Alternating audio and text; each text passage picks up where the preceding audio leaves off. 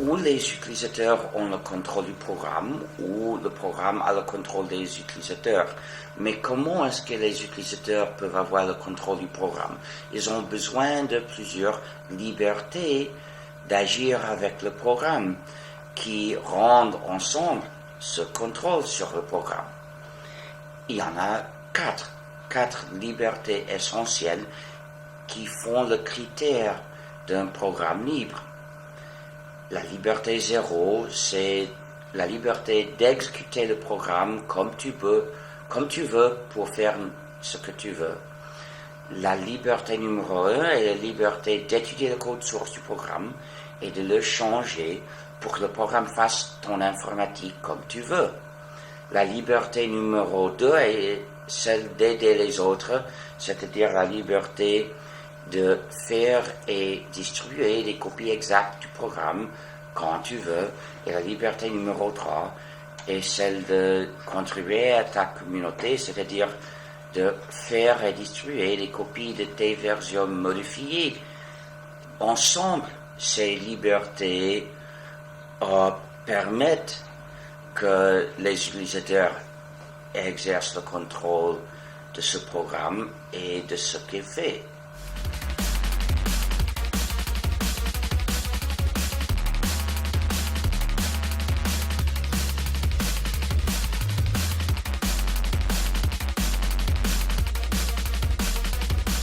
Pour moi, le grand danger n'est pas dans les entreprises même.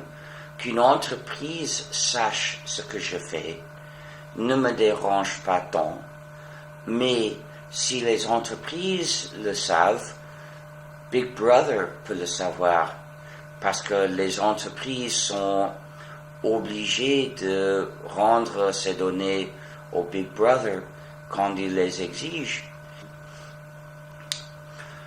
Il y a plusieurs manières de faire la surveillance informatique.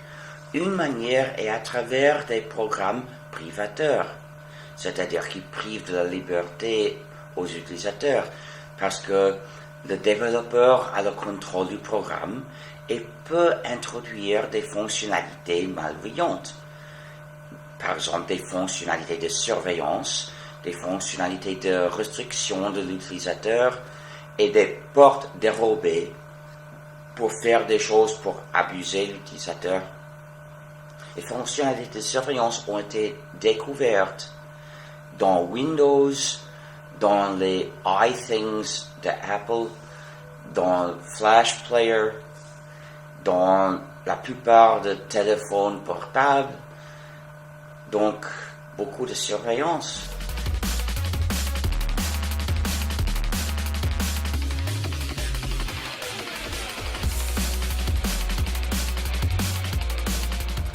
Les écoles, et quand je dis école, ça veut dire tous les niveaux d'école, depuis l'école maternelle à l'université, les écoles ont une mission sociale d'éduquer des bons citoyens d'une société forte, capable, indépendante, solidaire et libre.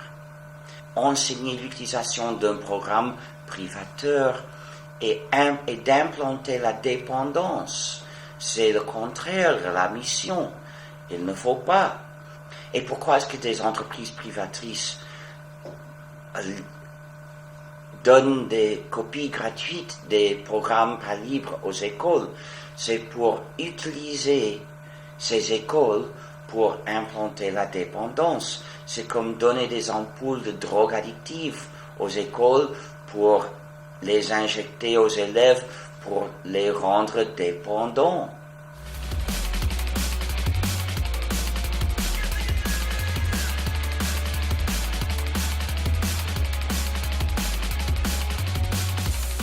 En anglais, il s'appelle Anti-Citizen Tyranny Agreement. Il faut le rejeter. Et voici la première opportunité de le faire en Europe, parce que tout a été fait de manière très peu démocratique. Évidemment, parce que ces États obéissent aux entreprises et pas aux citoyens. Ces États ont la forme démocratique mais très peu de la réelle démocratie. Donc, voici un peu de réelle démocratie, la possibilité de rejeter ACTA. Il y a des choses dans ACTA, pour d'autres champs, mais tous pour les peu de riches, pour les actionnaires des entreprises, pour les exécutifs des entreprises, rien pour le peuple, complètement donc injuste. Il faut réduire le pouvoir des entreprises, pas l'augmenter.